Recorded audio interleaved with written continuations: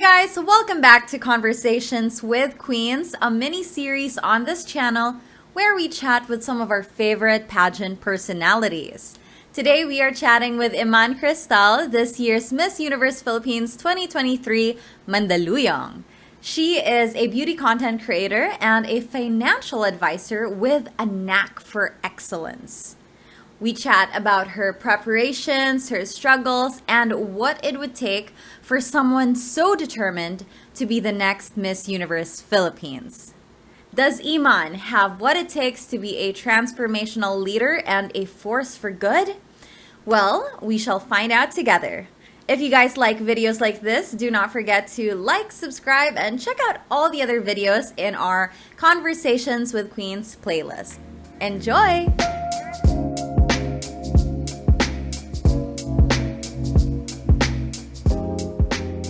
Hey guys, welcome back to the channel. We have the beautiful Iman, Miss Universe Philippines Mandaluyong. It's Imandaluyong. Iman. Yun yung hashtag mo. Imandaluyong. Hashtag Imandaluyong. Yes.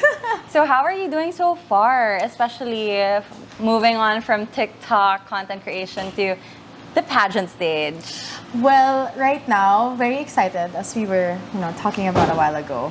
More excited energy more than nervous energy. I mean, I feel like it's normal to be nervous, but overall, siguro like 92% excited about everything, happy, just happy to be here, and then the other 8% is the normal nervousness lang naman. I love how you talk exactly like how you talk in your Get Ready With Me videos. As in, ganito siya if you haven't watched her videos like this. Kamusta naman ang preparations? Especially now, you're busy right now.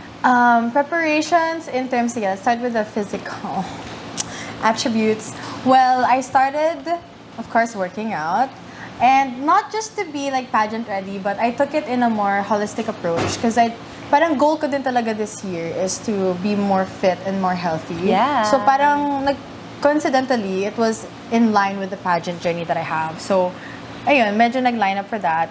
In terms of I guess Q&A or brains, quote-unquote brains, I've been reading a lot of books, podcasts, and also, this might sound corny, but inner work. So, my journaling, gratitude journal. I always say this, medyo gas na siya, but I'll say it again and again. In the morning, I write 10 things I'm grateful for in my gratitude journal, and then at night before I sleep, I have a gratitude rock. So the gratitude rock, I hold it when I sleep and I bring it with me everywhere I go. So every time I see it or I hold it in my bag, in my purse, or in my pockets, I have to say something that I'm grateful for. So at night, 5 things that I'm grateful for. That's awesome. How did you get into this whole mindset journey? So singit ko na rin, I'm a mental health advocate. I was depressed at around age 17 hanggang, I guess, 20 years old, 19, 20 years old. And then I came across, when I was in LA, I came across this documentary on Netflix. It's called The Secret by Rhonda Byrne. For some reason, napadpad lang ako sa documentary na ron. And then when I watched it, parang a switch just turned on in my brain, in my life. Kasi ang pinaka-message doon is whatever you think in your mind, you can have it in your hands. As long as you put action into it and if you feel genuine gratitude towards it. So I started not counting the things that I don't have because dun nag-root yung negative mindset ko before. I feel like that is also where my depression and anxiety rooted from. Now I don't have this, I'm not getting that, I'm not receiving this. But when I started counting the blessings that I've had, dun siya. So, yeah. That's so nice. And do you think this is something that has made you ready now for the 2023 pageant? Definitely. So one of my hashtags is grit, grace, and gratitude. I've been seeing that. Yeah. So catchy. Yeah. So aside from it being catchy, I really live by it. So one thing, I guess, about me, if you guys didn't know, hindi lang ako puro ganda, kahit medyo maarte ako. Gusto ko talaga maging maganda. But apart from that, I feel like I embody what it is to have grit.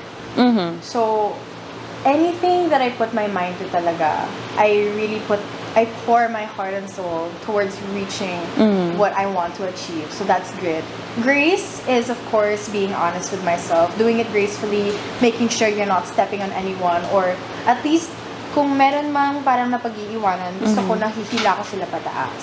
And then gratitude, of course, with everything that I do, no matter small or big, talagang ina-apply ko yung gratitude because once you apply gratitude in your life, blessings upon blessings upon blessings just keep pouring in. And when you have gratitude or you have gratitude engraved in your life, in your daily routine, it's like nothing can go wrong because there's always something to be grateful for. That's amazing. Oh, wait, let's go to grit. Okay. I want to go through your three, your three pillars. So, your grit, before Miss Universe, you were a financial advisor. You are. I still am, yes. You are a financial advisor. How has that shaped you or allowed you to become the candidate that you are today? Or maybe the future Miss Universe that we have? So with the things that I do currently, so as a content creator, as a financial advisor, I guess as a singer, as a performer na rin. She can sing. I was so shocked. Like, I've never seen your videos kasi, like, it's always makeup. Tapos nakita ko yung post mo. I was like, gosh! Singing kasi is my first love. But yeah, going back, as a financial advisor, what catapulted me to do that is, personally, I like trying new things. So, ang parang mindset ko is, sige, try natin to and let's see where that takes me. And hindi ko siya ginagawang parang, sige, try natin, bahala na. It's more of like, try natin, I'll do my best, and let's see. Yeah. Alam mo, you still have that end goal.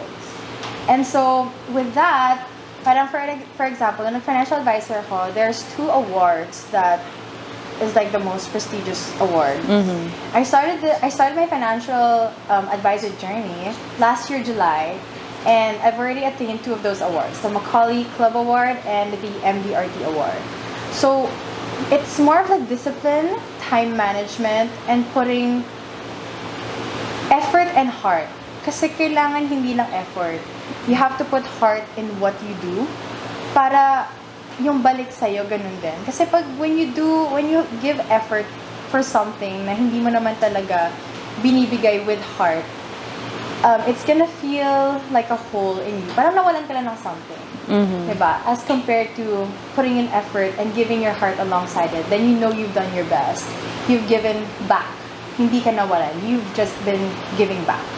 Kumusta naman ang reaction ng clients and I guess your teammates when they found out na you were joining Miss Universe Philippines? They were so happy, I feel like they sort of expected it in a way because nga I shared with them na yung binibini journey ko.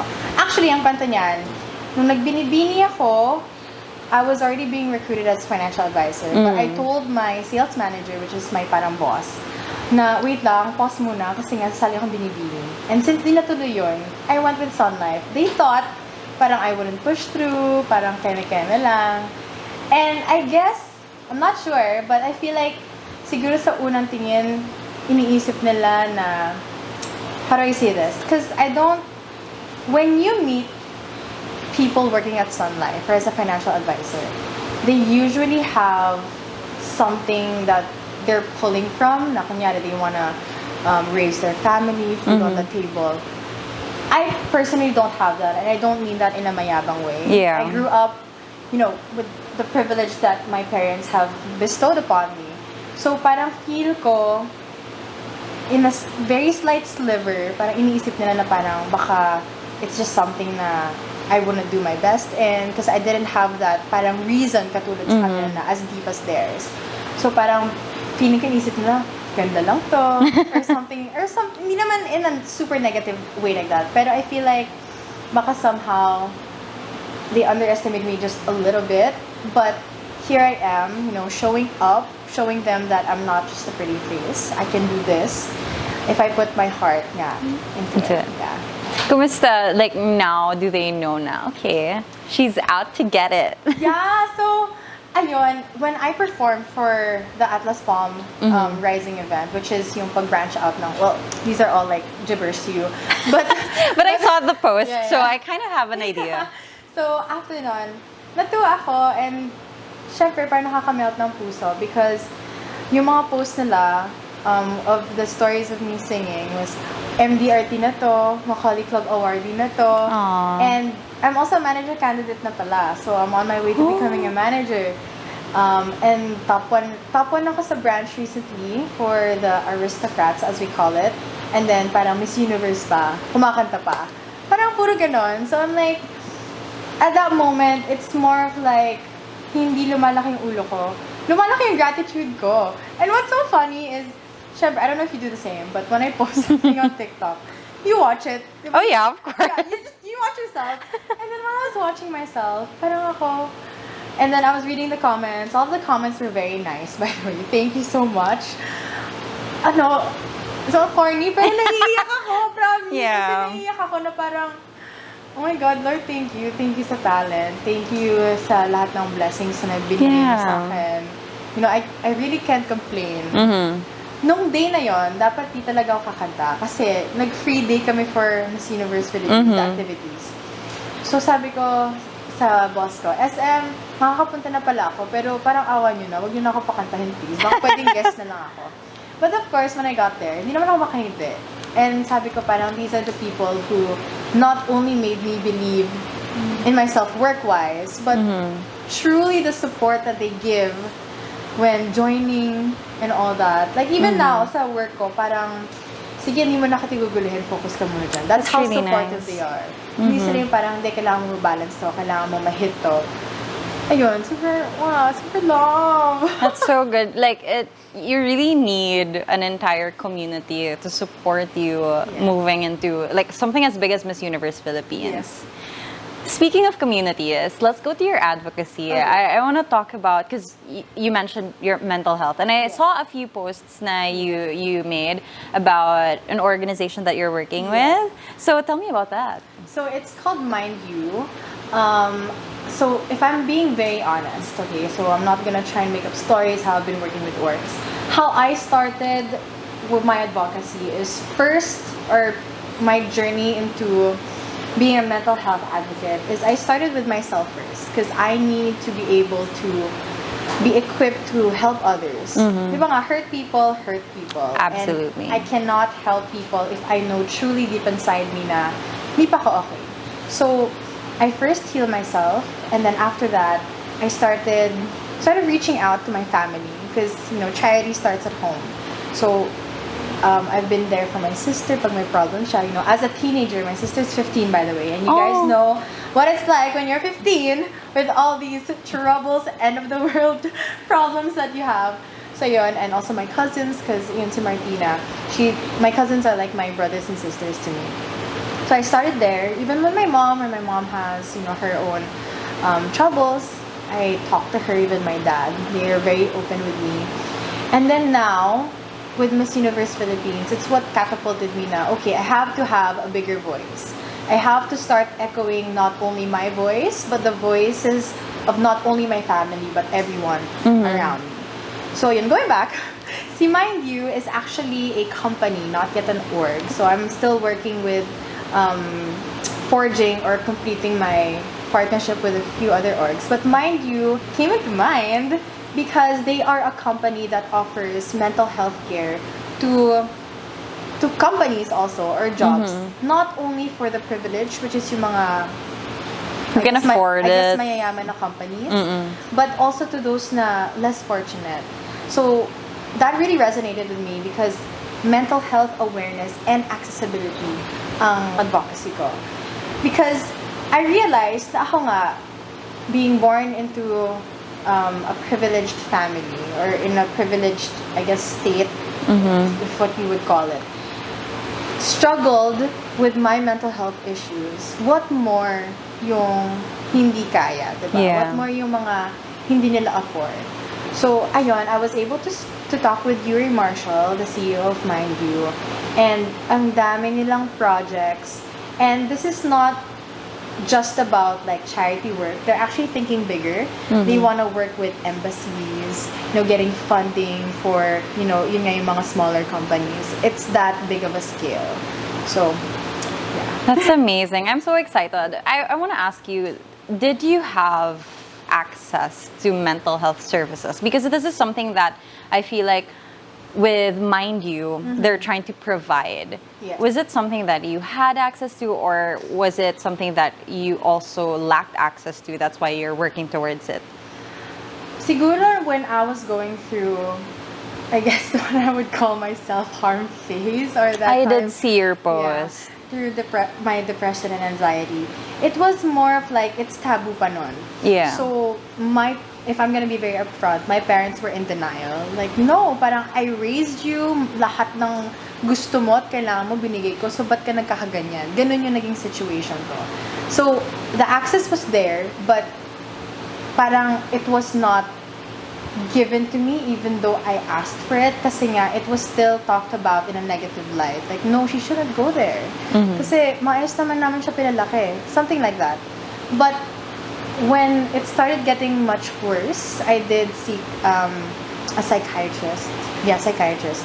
And I was diagnosed with depression and anxiety. And dun pa lang, the access was there. But again, my advocacy is for those, yun nga, speaking for those na hindi pa nila kaya, the same way that we did. Kasi tayo, or ako, we can just go to the hospital, okay, pay how much? 2,000 to 5,000 for an evaluation. People don't have that. But they don't, like, even yung mga iba, they don't even know, or they never even imagined having 10,000, 5,000 pesos in their mind. What more to pay for something like that na hindi naman, na in society today, it's not deemed as a necessity. But it is. Kasi your mental health is just as important as your physical health. Yung mga sabi nila, stress is the main cause of cancer or yung mga deadly na diseases or conditions.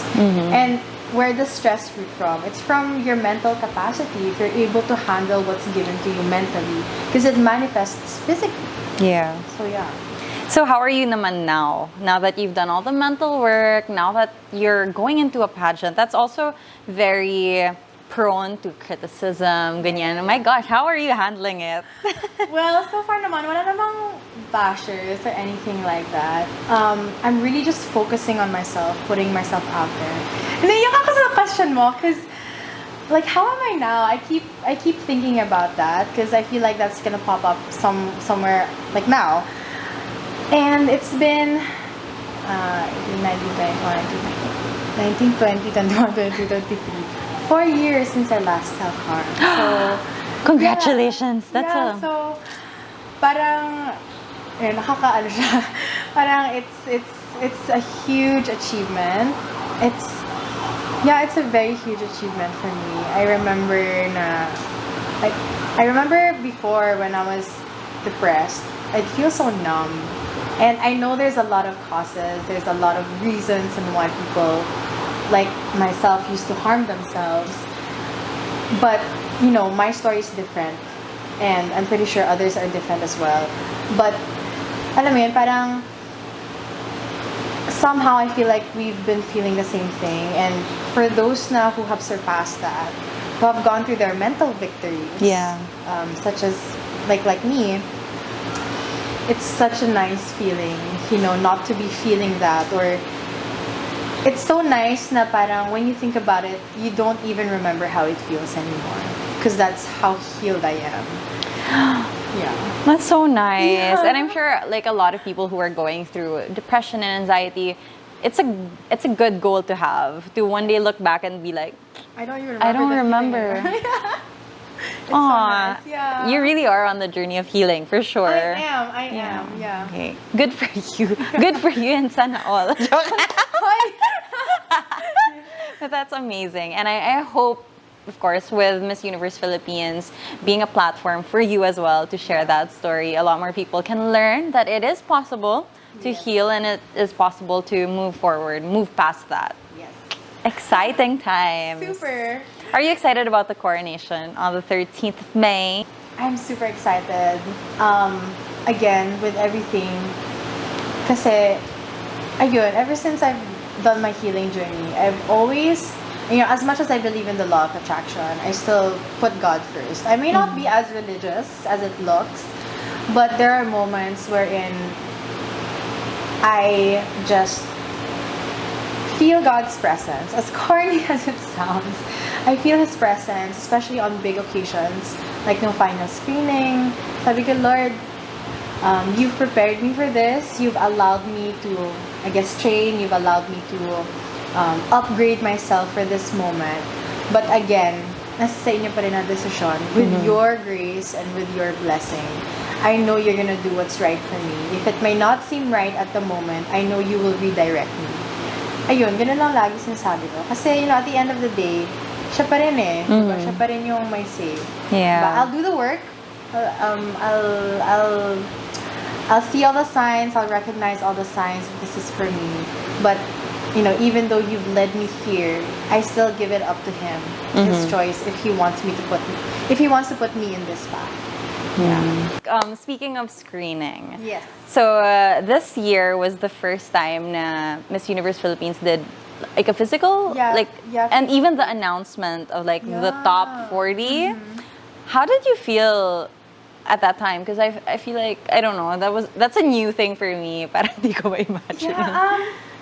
Ayoko magsound mayabang, but I felt confident kasi nga, with the books that I'm reading, the podcasts and the books, yung pinaka-takeaway ko on most of them is, if you've done the work, you've done your best, then let go and let God. Yeah. Parang let go and let, I guess, destiny or the universe lead you to where it is. Kasi you've done your part eh. That's true. Diba? Kakabahan ka lang naman pag hindi mo ginawa yung best mo. Or kung wala kang tiwala with the universe's plan or God's plan. It was very nerve-wracking, yes, but again, more excited. I know a few of my sisters, like on ACES, they always comment kasi na parang, positive nito. Oo nga. Kausapin nga kita. So, nung backstage, after namin mag-introduction and wala kang interview eh, parang we just introduced and then just like a question. The girls were like overthinking. Yeah. Kasi parang, bakit walang tinanong sa akin? Anong tinanong sa'yo? I'm like, wala rin masyadong tinanong sa akin. Don't worry. But parang saya-saya mo. Wala lang. Because like, I'm happy to be here and I know I have something to offer. Alam mo yun. And parang sabi nila, can you tell us something? Because I feel like we're overthinking. Kasi yun, sabi ko, you know what? You've done the work. Sabay-sabay naman tayo nag-training. Yeah. Sabay-sabay. Nakikita nyo naman at alam nyo naman siguro sa sarili nyo na binigay yung best nyo. So, let it go. Diba? Let it go. Yeah. Kasi nagawa mo na yung part mo. So, I feel like that's all that matters. Is you've done your part, you've done your best, you gave your 100%, you gave your heart, and, the rest is really up to you. So, medyo matagal pa until the coronation night. We have a month to go. Medyo madami pang activities. We have the preliminaries, all the challenges, I think, if they're keeping it this year again. What are you most looking forward to? And I guess I want to ask, maybe the area na you're excited to show the universe, parang, you'll see me shine. Oh my God, I don't want to jinx it. No, let's manifest this. Let's speak it into existence. It's a swimwear. Ooh, pasabog. Yeah, because one of the things na super, I guess, insecure ako about last year was my walk. Like my walk, like sabi ko for binibini, parang hindi pa ganun ka-powerful yung walk ko. But recently, sa trainings, I've just been feeling really good about myself. Like, hindi na ako masyadong Which is scary. Yeah, hindi na ako masyadong natitisal. I'm able to balance myself. And I feel like with the swimsuit kasi, it's when we can have fun on stage. Yeah. Diba, you can do your turns, you can do your swivels, as compared to the long gown na hindi ka naman pwedeng umikot. Yeah, na mabilis. Diba, na mabilis. So, ayun. And I feel like, the energy, syempre swimsuit's more upbeat. That's what I'm excited about. Parang just I don't know, just radiating the energy, like the excitement energy that I have. I just want to share it with others kasi I'm just as excited as them as they are to see all the candidates on stage. Like, exciting. I'm so it's so refreshing to see so much excitement for the swimsuit competition because for me it was during my time, oh my God, I was so scared. Yeah. I wish I had this one. And honestly, sabi din sa akin before when I was preparing na when you're excited and you're happy and you radiate positive energy and you feel like the most beautiful woman in the world, in the universe rather, it really shows. And that's the kind of confidence that will take you far, especially during the pasarela challenges. So I've been speaking with my sisters lately and parang napunta kami sa topic na what how do you find someone beautiful? And parang feel ko ako yung may pinakaibang answer. Because, you know, beauty is in the eyes of the beholder, right? For me, parang nakikita ko yung ganda ng tao. Not only just by, like, given na yung physical attributes. Like, we know for a fact what's conventionally hot, pretty, gorgeous, cute, diba? But how I personally identify it is with people's energy. So, I don't know if that's weird for the But I viewers get here. it. You get it? I get parang, minsan may makikita akong picture, like, yeah, she's pretty, but, like, even through pictures, parang wala siyang dating. I mean, wala The siyang spark. energy. Yeah. So, ayun, parang sa akin, like, it's the energy you bring on stage. Like, you may not have the most beautiful gown, you may not have the most beautiful look, but if you feel beautiful, and you have that energy na parang, oh my God, I'm gonna rock this. It shows, and parang it doesn't matter like how you look, it doesn't matter what you're wearing. It's just people, I swear, people can't stop smiling. Yeah. Parang, oh my God, ano yung parang nakakatuwa ka. Yung ganon, yeah. And even like when you enter a room, you feel it. You feel it when somebody just radiates that. Yeah. I'm excited. I'm super excited to see you guys. Finally. Well, what about I guess yung Q&A portion? How do you feel about that? Well, if I'm gonna be very honest, so nung mga first months of training namin under Aces and Queens, I feel like I was on a roll with Q&A. I mean, but as and ito din yung feedback sa akin ng mentor ko, si Coach Pipo, na as he feels that as the Miss Universe Philippines competition is nearing, parang ino-overthink ko na. Parang ino-overthink ko na yung sagot ko because parang much aware ako na I have to do great. So, ang pinaka-takeaway niya is, no, be fearless pa din. Okay, so don't forget your core, which is you have something to offer. So, don't overthink it. And when it comes to Q&A, ang strength ka talaga writing. Sabi ko, pwede bang essay writing na lang tayo sa Q&A? Give me like a minute. I'll write you a pretty damn good essay. Pero syempre hindi. Kailangan on the spot mic. Because when we have our Q&A sessions, when I write it down, I'm able to formulate it in a way that's very flowy, it's very nice na pakinggan. But syempre on the spot, nakaka-ngarat. But, you know, in terms of preparation, it's not about memorizing answers. It's more of like being in touch with your beliefs. So, kunyari, if the topic is LGBT, how do I stand on it? So, pro-LGBT ka ba? Hindi ba? And then, you just always go back to that. Why? And then, always look back at your, yung mga pinagdaanan mo sa life. Para, you can give examples for that. Hindi siya yung parang, okay, pag ito yung tinanong sa akin, ito dapat sagot ko. Yeah. No, you have to be in touch with yourself, with the experiences that you have, because that is what you want to show, circulate. Not only what you know about it, but how does it affect you and how does it relate to you. Yeah. So, ganun lagi kong parang mindset. Like, okay, this is the question, then how is it impactful sa life ko? Like, what does it mean? Yeah. I think Q&A is really about like self-awareness, knowing where you stand, and being able to just let it go and say it when the time comes. So let's go back to baby Iman. Okay. I want to think about her because like I feel like every beauty queen had this phase where when you looked up to other beauty queens as well. Is that true for you? Actually, funny as it is, I was more of like a tomboy when I was younger. I would wear jeans, shirts, sneakers. You would never catch me in a dress. You would never catch me like doing makeup actually. Really? Yeah. When did you start? Are you familiar with Academy of Rock? Sa Power Plant before. Oh my gosh, yeah. So yeah, well, throwback. Yeah, throwback. So nag-drums ako doon and I took voice lessons and then nagustuhan ako ng boss. And then we created this girl group from the students sa Academy of Rock. Pinapadala kaming Singapore. Whoa! To sing sa mga like mall shows, events nila. So, it was actually one of my closest friends, Nikki, or Lumi na siya. Her stage name is Lumi. Siya nagme-makeup sa sarili niya. Hindi pa uso yung makeup artist nun. So, kami lang yung nagme-makeup. And I was bad at makeup, but because we had to perform and we were being sent to Singapore over and over again, I learned, and sa kanya rin ako parang, sa kanya ko na-appreciate yung makeup. And then, ano pa, si Baby Iman just likes to try a lot of things. And I think I still carry that until now. Again, with the financial advisor thing. Talagang parang, sige, try natin to, let's see where that takes me. That's how I was with beauty pageants as well. I actually had, so I'm doing life coaching with Coach Kathy under Centro Holistico. Oh, and that's nice. Yeah. So, sumakto sa pageant. And one of the pinaka parang struggles ko when the Miss Universe Philippines pageant screening was nearing was I was having imposter syndrome. Really? Yeah, I was having imposter syndrome. Nasabi ko, do I really deserve to be here? Do I really deserve...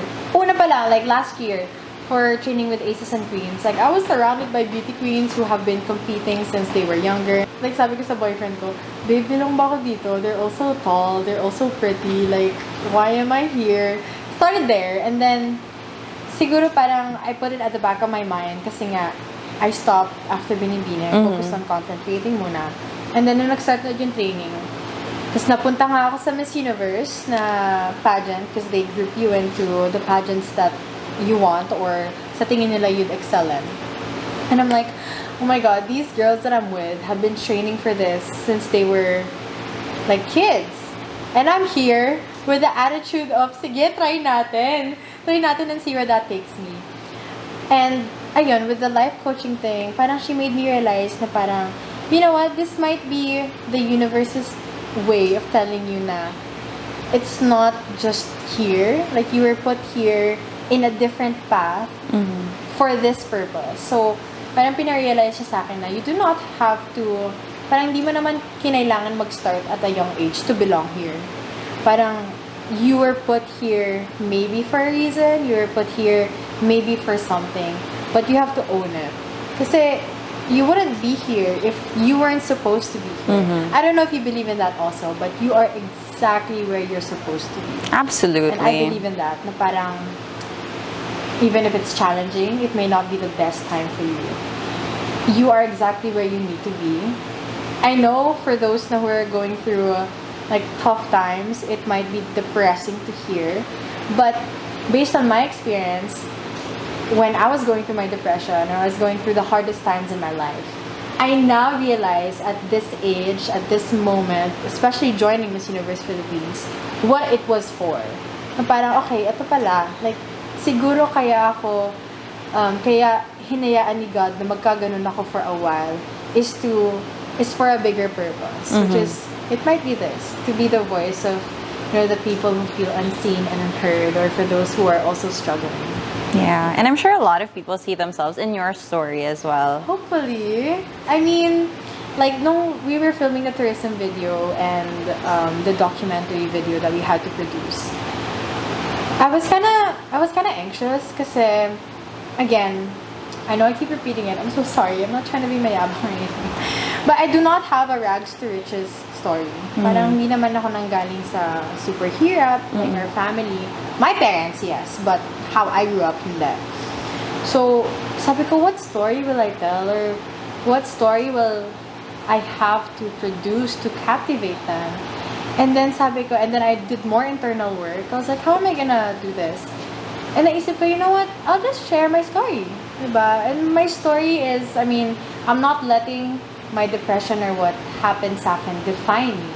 But I know this is the story that's gonna, you know, inspire people. I don't let it define me, but it is something that I know that if I share, will be able to hopefully help, you know, other people. And ayun nga, ang pinaka-goal ko is, gusto ko pag nakikita nila ako is, uy, kung kaya niya, Kaya ko rin. Yeah, yun lang. I love that. So, going forward with the competition on the 13th of May, super lapit na, well, a month, pero It's gonna be quick. it's there. It's gonna be quick. What version of Iman do you think the audience will be able to see, or can they expect?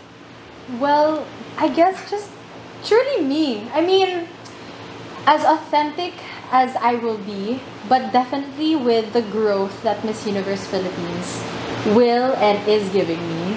Because, sabi ko nga, I was talking to Carla, I was talking to my boyfriend, and I was like, babe, I feel like for the past 2 weeks, I've grown so much. Na parang nakakaloka yung growth na feel ko sa sarili ko. And, ayun, I feel like I'll still be me. You know, I'll still be Iman. I'll still be Mandaluyong. Mandaluyong, I can't get over that hashtag. But, alam mo yun, yung parang from now until May 13th, I'm pretty sure sobrang dami pang mangyayari. Sobrang dami pang growth. And that's what I know I can bring to the stage, is bringing all my past experience, my experience throughout Miss Universe Philippines journey. Parang lulutuin niya yun. And that is what you'll see sa Miss Universe Philippines stage. That Mandaluyong 2.0. 2.0. Yeah. A woman of grit, grace, and gratitude. And strength. Sariling hashtag. Grit, grace, and gratitude. Well, thank you so much, Iman, for joining me and for giving us and gracing us with your presence today. I am really excited to see you on the stage. Looking forward to that swimsuit competition, of course. I'm really excited. Ilaban mo yan. I'm so excited. Thank you so much. And thank you everyone for joining us today. I hope you enjoyed watching this. Bye guys!